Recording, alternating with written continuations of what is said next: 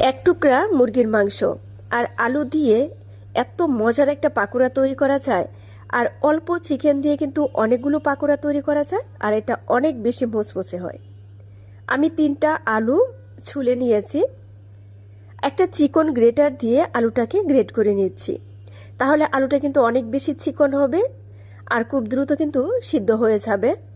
অবশ্যই চিকন একটা গ্রেটার দিয়ে আপনারা যখন তৈরি করবেন এভাবে গ্রেট করে নিতে পারেন। আলুটাকে উঠিয়ে আমি পানির মধ্যে কিছু সময় ভিজিয়ে রেখে দেব।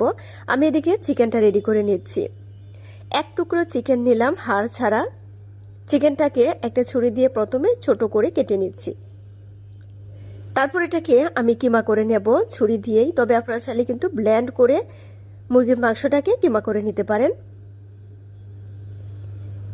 তো চিকেনটাকে উঠিয়ে আমি একটা সাইডে রেখে দিচ্ছি, আর আলুটাকে আমি ভালো করে পানিটা চিপড়ে একটি পাত্রে উঠিয়ে দিচ্ছি। সাথে চিকেন দিয়ে দিলাম, কাঁচামরিচ কুচি, পেঁয়াজ কুচি, ধনিয়া পাতা কুচি, আদা বাটা, রসুন বাটা, হলুদের গুঁড়া, মরিচের গুঁড়া, ভাজা জিরার গুঁড়া, কালো গোলমরিচের গুঁড়া, স্বাদ মতো লবণ। আর বাইন্ডিংয়ের জন্য আমি এখানে চালের গুঁড়ো দিয়ে দিচ্ছি।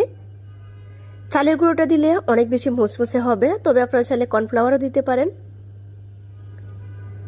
তো যদি আরও কিছুটা পরিমাণ চালের গুঁড়ো লাগে সেক্ষেত্রে আমি অ্যাড করে দেব।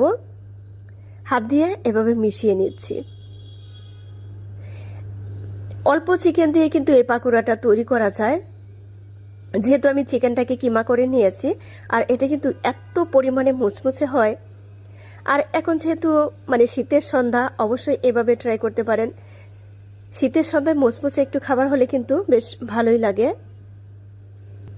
তেলটা হালকা গরম করে আমি এক এক করে পাকোড়াগুলো দিয়ে দিচ্ছি। আর অবশ্যই ছোট করে দেওয়ার চেষ্টা করবেন, একটু যেন পাতলা হয়, তাহলে খুব দ্রুত এটা সিদ্ধ হয়ে যাবে, আবার মুচমুচে হয়ে যাবে। যখন একটা পৃষ্ঠা লালচে একটা কালার হয়ে যাবে তখন এগুলাকে উল্টে দিতে হবে। এত মজার একটা পাকোড়া, এক টুকরো চিকেন দিয়ে আমি কিন্তু অনেকগুলো পাকোড়া তৈরি করে নিচ্ছি। যাদের কাছে সহজ রেসিপি ভালো লাগে পেজ ফলো করে পাশে থেকে সাপোর্ট করবেন। আর এইভাবে কিন্তু আপনারাও পাকোড়া তৈরি করে নিতে পারেন, কারণ এটা অনেক বেশি মুচমুচে হয় আর খেতেও কিন্তু অনেক বেশি সুস্বাদু হয়েছিল।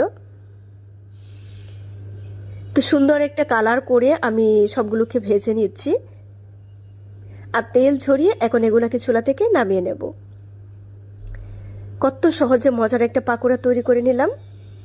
তো আপনারা কিন্তু সেম রেসিপি ফলো করে বাসায় ট্রাই করতে পারেন। দারুণ